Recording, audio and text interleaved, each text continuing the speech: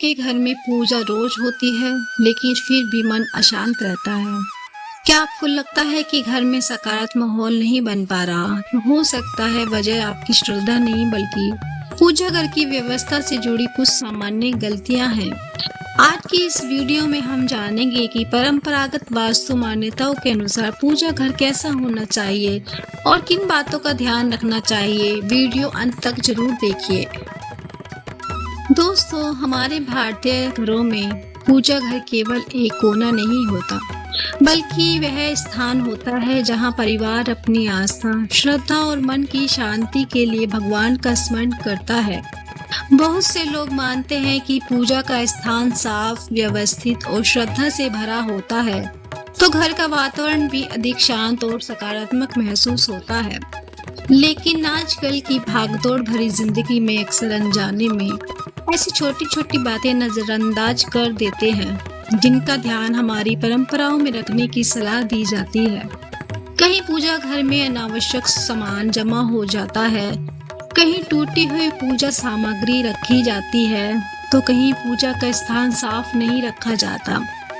आज की इस वीडियो में हम किसी डर या अंधविश्वास की बात नहीं करेंगे, बल्कि परंपरागत वास्तु मान्यताओं और घर की साफ सफाई, अनुशासन तथा श्रद्धा से जुड़ी उन बातों को समझेंगे जिन्हें कई परिवार वर्षों से अपनाते आए हैं।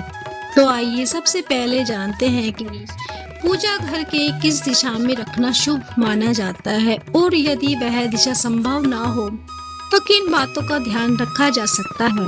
इसके बाद हम पूजा घर की व्यवस्था, दीपक, मूर्तियां, तस्वीरों और रोज की पूजा से जुड़ी महत्वपूर्ण बातों पर भी चर्चा करेंगे।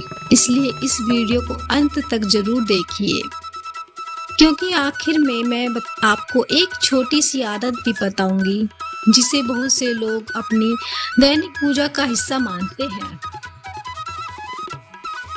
पूजा घर किस दिशा में होना चाहिए?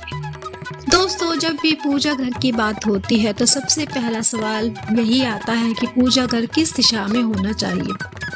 परंपरागत वास्तु मान्यताओं में ईशान कोण यानी उत्तर पूर्व दिशा को पूजा के लिए शुभ माना जाता है। ऐसा माना जाता है कि यह दिशा शांति, आध्यात्मिकता और ध्यान के लिए अनुकूल होती है। लेकिन अगर आपके घर की बनावट ऐसी है कि पूजा घर उत्तर पूर्व दिशा में बनना संभव नहीं है, तो बिल्कुल चिंता करने की जरूरत नहीं है। सबसे महत्वपूर्ण बात है कि पूजा का स्थान साफ, शांत और श्रद्धा से भरा हुआ हो। ध्यान रहे कि पूजा घर ऐसी जगह हो जहां रोज आराम से पूजा की जा सके, वहां अनावश्यक सामान ना रखा हो और वातावरण शांत महसूस हो। अब एक और बात जिस पर बहुत कम लोग ध्यान देते हैं, क्या पूजा घर के आसपास पुराना या बेकार सामान रखना सही है? आइए इसके बारे में विस्तार से जानते हैं, क्योंकि यह भी पूजा स्थान की व्यवस्था का एक महत्वपूर्ण हिस्सा माना जाता है। पूजा घर के आसपास कैसा वातावरण होना चाहिए? दोस्तों, केवल पूजा घर की दिशा ही नहीं बल्कि उसके आसपास का वातावरण भी बहुत महत्वपूर्ण माना जाता है। हम अक्सर देखते हैं कि लोग पूजा घर के आसपास पुराने डब्बे, टूटा हुआ सामान, बेकार कागज या रोजमर्रा का सामान रख देते हैं। धीरे धीरे वह पवित्र स्थान स्टोर रूम जैसा दिखाई देने लगता है। परंपरागत मान्यताओं के अनुसार पूजा का स्थान जितना साफ, व्यवस्थित और शांत रहेगा, उतना ही वहां बैठकर मन एकाग्र करना आसान होगा। इसलिए कोशिश करें कि पूजा घर के आसपास केवल पूजा से जुड़ी आवश्यक सामग्री ही रहे। रोज हल्के कपड़े से साफ सफाई करें और धूल जमा ना होने दें। ताजे फूल चढ़ाएं तो मुरझाने के बाद समय पर हटा दें।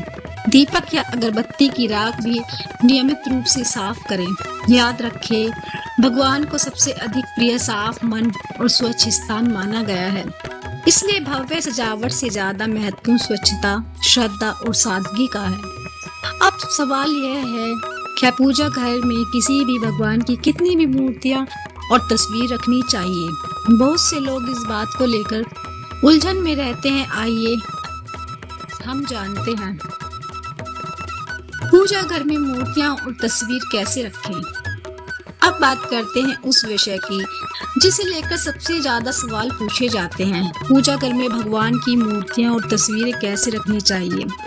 सबसे पहले ये समझिए कि पूजा घर का उद्देश्य भगवान के प्रति श्रद्धा और ध्यान का भाव जगाना है। इसलिए वहाँ केवल वही मूर्तियां और तस्वीरें रखें जिनकी आप नियमित रूप से पूजा या स्मरण करते हैं।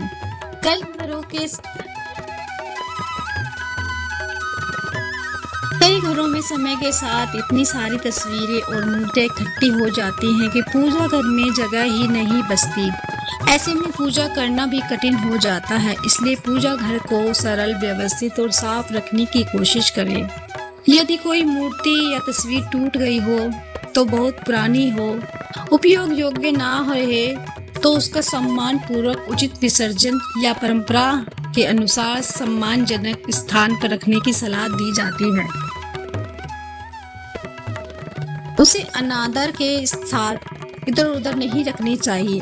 पूजा की सामग्री भी व्यवस्थित रखें। दीपक, अगरबत्ती, घंटी, जल का पात्र और पूजा की थाली का अपना निश्चित स्थान हो। इसके रोज पूजा करना आसान हो और पूजा घर भी सुसज्जित दिखाई देता है।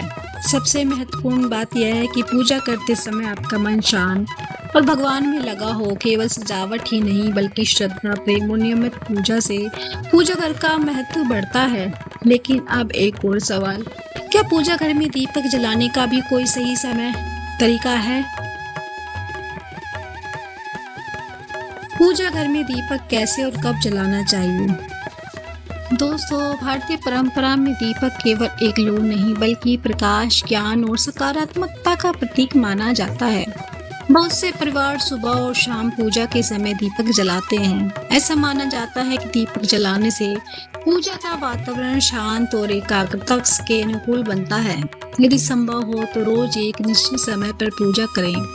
नियमितता से मन भी पूजा के लिए तैयार होने लगता है और यह अच्छी दैनिक आदत मानी जाती है। दीपक जलाने से पहले पूजा स्थान की हल्की सफाई कर लें। यदि पुराने फूल मुरझा गए हो तो उन्हें सम्मान पूर्वक हटा दें और ताजे फूल अर्पित करें। पूजा की थाली, जल का पात्र और अन्य सामग्री भी व्यवस्थित रखें। पूजा के समय मोबाइल फोन और अन्य ध्यान भटकाने वाली चीजों से दूरी बना लें। कुछ मिनट पूरे मन से भगवान का स्मरण करना कई लोगों के लिए मानसिक शांति का अनुभव देता है।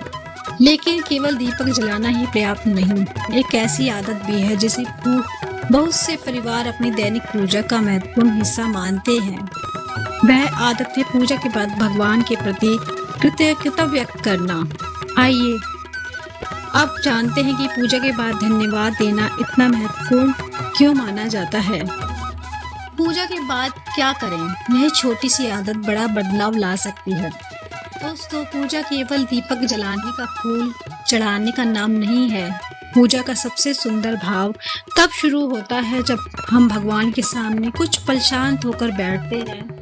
कई लोग पूजा समाप्त होते ही तुरंत अपने काम में लग जाते हैं।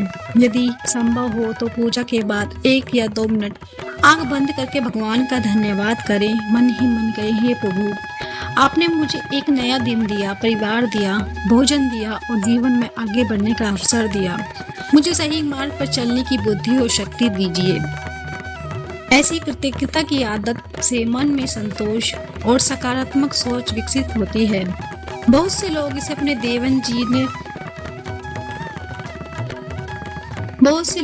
अपने दैनिक जीवन का महत्वपूर्ण हिस्सा मानते हैं। अब आइए पूजा घर की व्यवस्था से जुड़ी कुछ आसान बातें एक और फिर याद कर लेते हैं।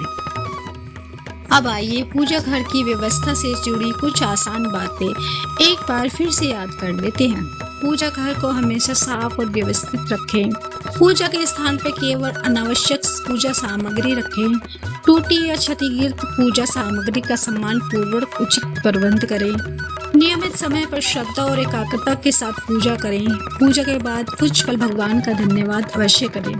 याद रखिए, घर की शांति केवल दीवारों या सजावट से नहीं आती, वह परिवार के प्रेम, अच्छे व्यवहार, स्वच्छता, अनुशासन और भगवान के प्रति श्रद्धा से बनती है। यदि आपका मन शांत है, आपका घर स्वच्छ है और परिवार में प्रेम है तो वही सबसे बड़ी समृद्धि है।